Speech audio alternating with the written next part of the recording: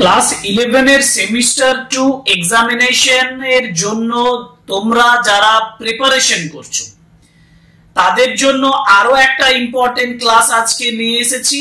যে ইম্পর্টেন্ট ক্লাসটা এই জন্য ইম্পর্টেন্ট কারণ তোমাদের গ্রামার প্র্যাকটিসটা খুব দরকার। তোমরা যদি মনে করে থাকো যে গ্রামার আমি শিখবো ভালো করে, গ্রামার আমি নিজের থেকে মানে প্রিপেয়ার করব এবং আমি শিখে যাব, কারণ আজকে তুমি যে গ্রামারটা শিখছো সেটা তুমি আরো যখন নেক্সট লেভেলে যাবে অর্থাৎ 12 এ যাবে তখন কিন্তু এই গ্রামারের এক্সাম্পল তোমার প্রয়োজন হবে, শেখার প্রয়োজন আছে। আর তোমরা যারা গ্রামার শিখতে চাও তাদের জন্য এই ক্লাসটা ইম্পর্টেন্ট, কারণ আমি এখানে তোমাদের about 20 important questions, grammatical questions আলোচনা করব। So welcome to English Edition channel. Today's class is on the important 20 grammar questions and it is exclusively for the students of class 11 semester 2 examination.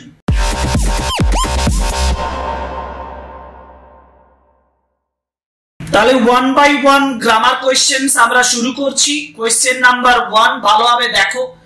Question number 1 বলা আছে my father switched off the TV while I দিয়ে তোমাকে এখানে correct alternative লিখতে হবে was watching, were watching, have been watching। তো এখানে একটা জিনিস তোমাকে বুঝতে হবে, the cricket match yesterday, choose the correct alternative। my father switched off the light কোন টেন্সে আছে? past টেন্সে আছে। আর তার বাবা সুইচ অফ করে দিয়েছিল। এবার while যখন, এটা মনে রাখবে একটা while এর একটা ইউজ হচ্ছে, while এর পরে আমরা সাধারণত কন্টিনিউয়াস ফর্মটা পাই, কিন্তু আমার এখানে কি আছে? was watching আছে, were watching আছে, have been watching আছে। তাহলে কি করে হবে? এখন আমি প্রথমে অপশন দেখি have been watching, এটা করা সম্ভব নয়। কেন সম্ভব নয়? কারণ এটা পাস্ট টেন্সে আছে, তাহলে have been প্রেজেন্ট ফর্মে চলে আসবে, হবে না। I এর পরে were হয় না, তাহলে were watching ও করা যাবে না। তাহলে আমার কাছে অপশন আছে I was watching, কারণ এখানে কন্টিনিউয়াস টেন্স নিয়ে আসতে হবে।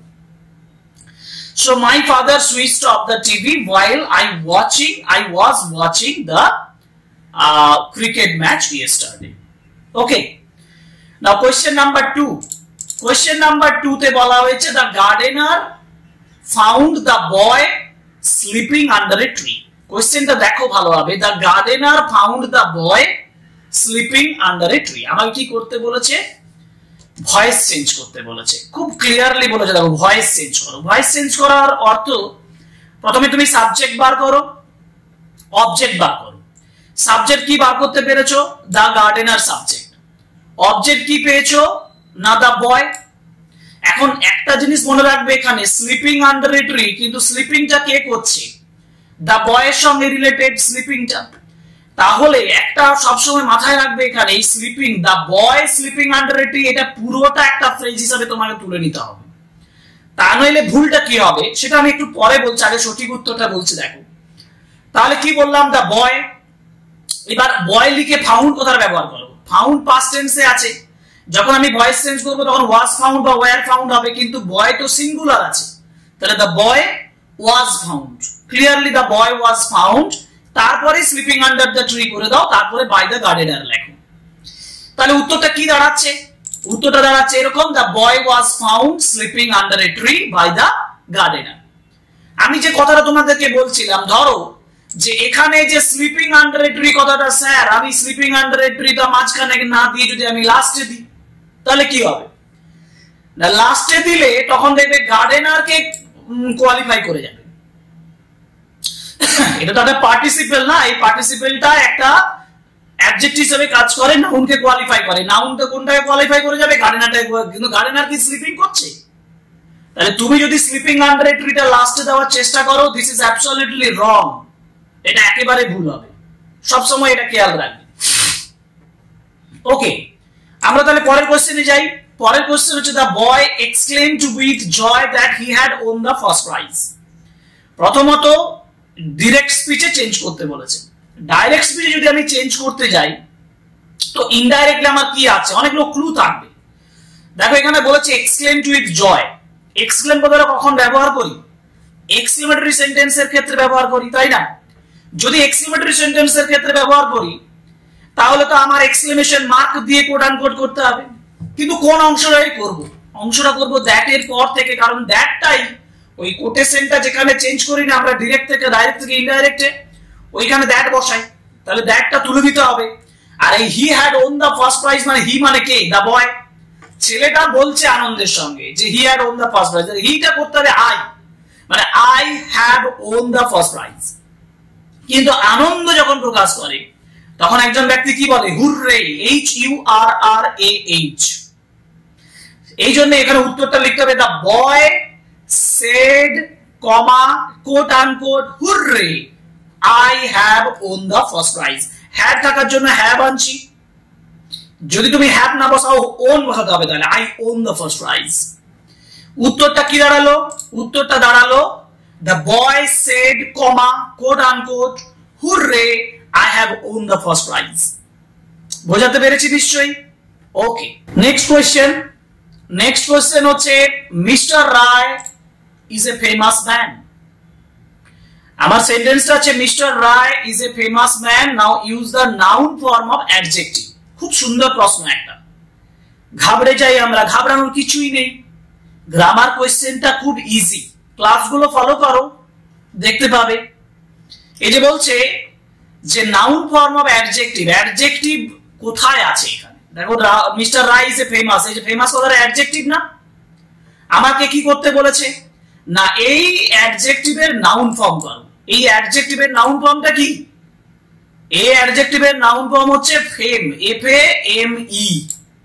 যদি ফেমাস এর নাউন ফর্ম ফেম হয় তাহলে mister Roy is a famous man মানে কি, মানে মিস্টার রায়ের ফেম আছে।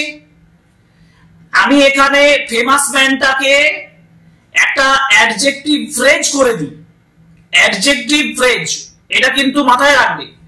ফেমাস ম্যান এটাকে অ্যাডজেক্টিভ ফ্রেজ করে দিলে man of fame, man of fame. তাহলে mister Roy is a famous man, mister Roy is a man of fame. Okay okay, clear? চারটে কোশ্চেন আমরা অলরেডি করে নিলাম। পরের কোশ্চেনে যাব। Everyone loves his motherland. Everyone loves his motherland change into simple interrogative sentence. এটা করা খুব সহজ, কেন সেন্সটা বোঝো, সেন্স দেখে এটাকে করতে হবে। ইন্টারোগেটিভ করলে উত্তর বেরিয়ে যাবে। এভরিওয়ান লাভস হিজ মাদারল্যান্ড, প্রত্যেকে তার মাকে ভালোবাসে। আমার প্রশ্ন যদি করি এরকম, কে তার মাকে ভালোবাসে না, কি প্রশ্ন করি না, কে তার মাকে ভালোবাসে না, মাদারল্যান্ড কে ভালোবাসে না, তাহলে তো আমার সিম্পল ইন্টারোগেটিভ সেন্টেন্স হয়ে যাবে, তাই না? কি লিখবো না, এভরিওয়ান এর জায়গায় তুমি হু লিখো, আর প্রশ্ন করতে গেলে ডাজ আসবে, কারণ এখানে লাভস আছে দেখো। তাহলে who does not love his motherland, easy উত্তর হচ্ছে who does not love his motherland. Clear? Next question, Pritam always goes to bed early. এবার তোমাকে এখানে একটা কোয়েশ্চেন করতে বলেছে। তো Pritam always goes to bed early, ভালোভাবে দেখো, অলওয়েজ মানে এর অপোজিট করলে কি হয়, নেভার। আমি এটাতে যাবই না। আমি এখানে কি পেয়েছি, গোজ টু বেড আর্লি। এই গোজটাকে তুমি যদি প্রশ্ন করো ডাজ প্রীতম গো, কিন্তু এখানে তো উত্তরটা কি আছে, উত্তরটা আছে অলওয়েজ গোজ, মানে পজিটিভ ওয়েতে আছে, বলছে সব দিনেই যায়।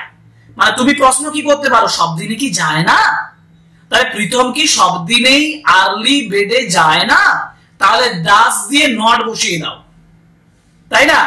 উত্তর কি দাঁড়াবে, উত্তর দাঁড়াবে doesn't Pritam go to bed early, doesn't Pritam go to bed early, হচ্ছে না? ওকে, পরের প্রশ্ন, what a horrible scene. What a horrible scene, এটা অ্যাসার্টিভে করতে বলেছে। এটা তো এক্সক্লেমেটরি সেন্টেন্সে আছে। যদি এই সেন্টেন্স এক্সক্লেমেটরি থাকে, এই যে বলছে হোয়াট এ হরিবল সিন, এটা একটা উজ্জ্বল জিনিস আছে, সেটা হচ্ছে ইট ইজ। ইট ইজটা এখানে আছে কিন্তু দেখতে পাচ্ছি না, আমি অনুভব করতে পাচ্ছি what a horrible scene it is. তো আমাকে বসাতে হবে কি না, it was really a very horrible scene. উত্তর লেখা এটা খুব সোজা, it is really a very horrible scene. It is really a very horrible sin. Okay, নিশ্চয়ই বোঝাতে পেরেছি, আশা করি বুঝতে পারছো গ্রামার গুলো। নেক্সট কোশ্চেন চলে আসি। আশা শেড, আমি একটা ন্যারেশন চেঞ্জ পেয়েছি আরেকটা। Asha said let him speak first, খুব ইম্পর্টেন্ট ন্যারেশন চেঞ্জ। কেন? একটু এক্সেপশনাল রুলস এর উপরে দেওয়া হয়েছে। কি রকম? এখানে বলেছে দেখো লেট হিম স্পিক ফার্স্ট। প্রথমে তোমাদেরকে বলে রাখি লেট হিম, লেট আস এগুলো থাকা মানে এটা হচ্ছে ইম্পারেটিভ সেন্টেন্স। আর লেট দিয়ে থাকা মানে দুটো সেন্স কাজ করে, একটা হচ্ছে সাজেশন আর একটা হচ্ছে রিকোয়েস্ট সেন্স। এখানে যেহেতু লেট হিম আছে, তুমি বলছো লেট হিম স্পিক ফার্স্ট, তাকে আগে কথা বলতে দাও। তো এই কথাটা যদি বলি তাহলে আমি রিকোয়েস্ট অর্থে বোঝাই, এখানে সাজেশন অর্থে বোঝায় না। সাজেশন অর্থে বোঝায় যখন লেট আস থাকে। Asha said let him speak first, এই কথাটার মধ্যে রিকোয়েস্ট আছে, এবং রিকোয়েস্ট থাকলে স্ট্রাকচার পাল্টে যাবে, তখন আমাকে বলতে হবে আশা রিকোয়েস্টেড। কিন্তু ইম্পারেটিভ সেন্টেন্সে যেটা সচরাচর আমরা সবাই জানি না, ইন্টারোগেটিভ সেন্টেন্সে টু বসানো, এইটা এক্সেপশনাল রুল। লেট এর ক্ষেত্রে টু বসবে না, লেট এর ক্ষেত্রে দ্যাট বসবে। তাহলে আশা রিকোয়েস্টেড দ্যাট, তারপরে আছে লেট হিম স্পিক ফার্স্ট, হিমটা চলে আসি, হিটা বসাতে হবে, হিম থেকে হি। আর ওই লেটের জন্য বসবে মাইট বা মাইট বি অ্যালাউড টু। খুব ভালো হবে, সাবধানে মন দিয়ে। কি বললাম? আশা রিকোয়েস্টেড দ্যাট, তারপরে হিমটা থেকে হি হবে, লেটের জন্য হবে মাইট বা might be allowed to. Might be allowed to speak first, might speak first. উত্তরটা ক্লিয়ার বলে দিয়েছি, দেখে নি উত্তরটা। Asha requested that he might be allowed to speak first, অথবা he might speak first. Clear? Clear. আমরা পরের কোশ্চেনে যাব। পরের কোশ্চেন হচ্ছে ওয়ার্ক হার্ড অর ফেল, মানে তুমি খুব শক্ত ওয়ার্ক হার্ড কাজ করো অথবা ব্যর্থ হও। Work hard or fail. Complex সেন্টেন্সে যদি আমি এটা করি তাহলে এই যে সেন্টেন্স, মানে যদি মাঝে তোমার অর থাকে, অরটাকে বলা হয় অ্যাডভার্সেটিভ কনজাংশন, অর্থাৎ হলে করো নইলে এটা হয়। এই যে অর সেন্সটা এইভাবে যখন ব্যবহার করা হয় তখন মনে রাখবে, একেবারে ভালোভাবে মনে রাখবে, কমপ্লেক্স সেন্টেন্সে তুমি আনলেস নিয়ে আসবে। আর আনলেস যদি না আনতে পারো ইফ ইউ ডু নট বসাতে পারো। ওয়ার্ক হার্ড অর ফেল মানে if you do not work hard you will fail. ভালোভাবে শোনো মন দিয়ে, if you do not work hard you will fail. আর যদি আনলেস দিয়ে করো এটা আরো সোজা, unless you work hard comma you will fail. উত্তরটা দেখে নি, উত্তরটা হচ্ছে unless you work hard you will fail. Clear? ক্লু, আমি প্রত্যেকটা রুলস বলে দিচ্ছি, এই রুলস ফলো করে বাকি যা এই ধরনের যাই কোশ্চেন পড়বে তুমি পারবে। এরপরে question, they discover the kite on the top of the tree. They discover the kite on the top of the tree, change the voice. Voice change করো। ভয়েস চেঞ্জ মানে সাবজেক্ট বার করো। সাবজেক্ট কোথায়? Subject কোথায়? Subject হচ্ছে they. Object কোথায়? The kite.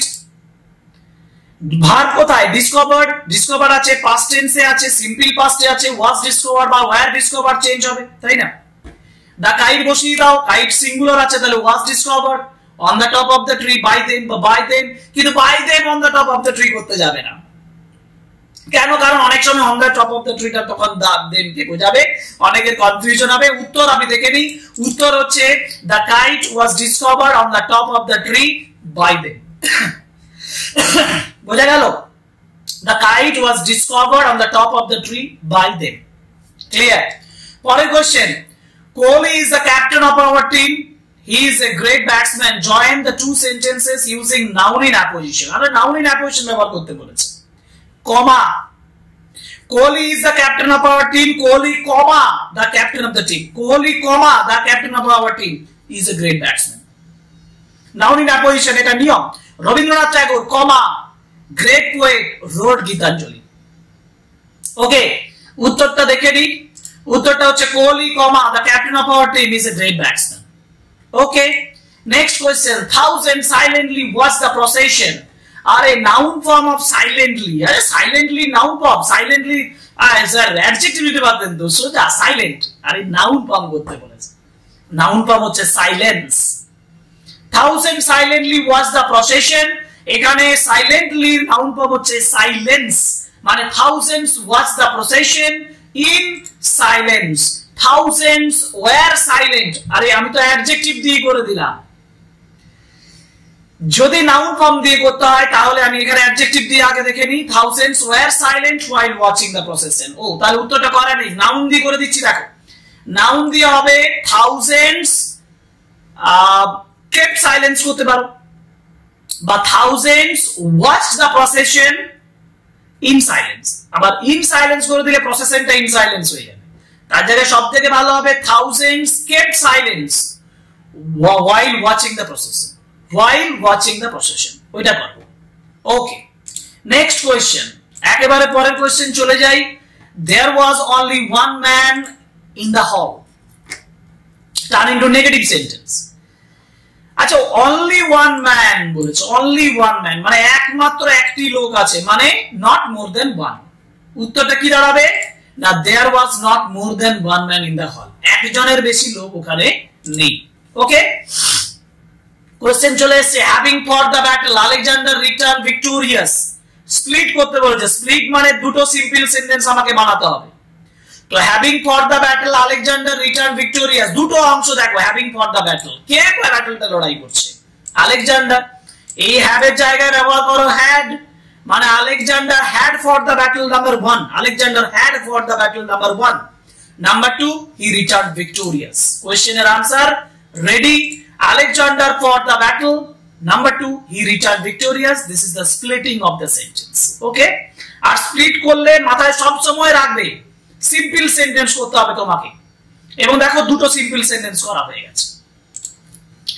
Sharmila said who does not know the benefits of yoga, তো আমাকে অ্যাফার্মেটিভ সেন্টেন্স করতে হবে, যে অ্যাফার্মেটিভ করবে, এই যে এইটাই থেকে অ্যাফার্মেটিভ আসবে। who does not know the benefits of yoga, প্রথম কোশ্চেনটা মনে হচ্ছে who does not love his motherland, এখানে দেখো who does not know the benefits of yoga মানে everyone, everybody knows the benefits of yoga। উত্তর লিখবো Sharmila said everybody, Sharmila said everybody said that everyone knows the benefits of yoga। আমি আবার narration চিহ্ন করে দিয়েছি, শর্মিলা said that everybody বা everyone knows the benefits of yoga। Okay, next question, the patient said to the nurse please give me a cup of coffee, please give me a cup of coffee মানে হচ্ছে imperative sentence, imperative sentence A to এর ব্যবহার। the patient requested the nurse, request যখনই বলেছে মানে said to এর জায়গায় requested বসিয়ে দাও, the patient requested the nurse to give him a cup of coffee, to give him a cup of coffee। easy easy, খুব সহজ, আরো ক্লাসগুলো করার পরে আরো সহজ হয়ে যাবে তোমাদের, যে আশা করি তাই তো, সহজ হচ্ছে তো, বুঝতে পারা যাচ্ছে তো, পারা গেলে যথেষ্ট। ওকে, পরের question, Amir did his homework, he went to the market। Nominative absolute বলেছে, নমিনেটিভ অ্যাবসলিউট মানে হ্যাভিং এর ব্যবহার করতে হবে, হ্যাভিং ডান হিজ হোমওয়ার্ক। এই যে দেখো ডিড আছে কিন্তু আমি ব্যবহার করছি having done his homework, Aamir went to the market, এই হি এর জায়গায় আমির ব্যবহার করো, এখানে আমির ব্যবহার করো, অর্থাৎ Aamir having done his homework, Aamir went to the market. Clear? Next question, next, the apple is a delicious fruit। it is also used to make juices, noun in apposition। আবার সেই রবীন্দ্রনাথ ঠাকুর, great poet wrote Gitanjali। the apple, a delicious fruit is also used for making, but to make juice। the apple, a delicious fruit is also used to make juice। okay, next question, and this is the last question, this is the last questions of the class 20th question। the girl answered his question, the answer was correct। কি করতে বলেছে, adverbial মানে হচ্ছে একটা adverbs ব্যবহার করতে হবে, কোথায় একটা ব্যবহার করবে, কারেক্ট, কারেক্টের সঙ্গে ly যোগ করো, correctly। the girl answered his question correctly। Answer তো আমি লিখেই দিয়েছি, the girl answered his question correctly। কোশ্চেনের answer complete, the girl answered his questions correctly। সুতরাং বোঝা গেছে নিশ্চয়ই, আমরা বোঝাতে পেরেছি। 20 কোশ্চেন্স, 20 গ্রামার কোশ্চেন্স তোমাদের পক্ষে যথেষ্ট উপকারী হয়েছে বলে আমার মনে হয়। যদি তোমার মনে হয় ক্লাসগুলো সত্যিই স্যার ভালো করছেন, মানে আমি তোমাদের জন্য কিছুটা হলেও উপকার করছি, তাহলে আমি যেটা ডিজার্ভ করি সেটা হচ্ছে please subscribe the channel, like, comment and share our videos. এর বেশি আর কিছু বলবো না, তোমাদের সাপোর্ট প্রয়োজন। আমার চ্যানেল গ্রো করলে তাতে করে আমি আরো নতুন ক্লাস করতে পারবো এবং ওভারঅল হেল্প করতে পারবো তোমাদের, এই আশা রেখে আজকের ক্লাসটা এখানেই শেষ করছি। আরো দেখা হবে পরের ক্লাসে। Thank you very much, good by.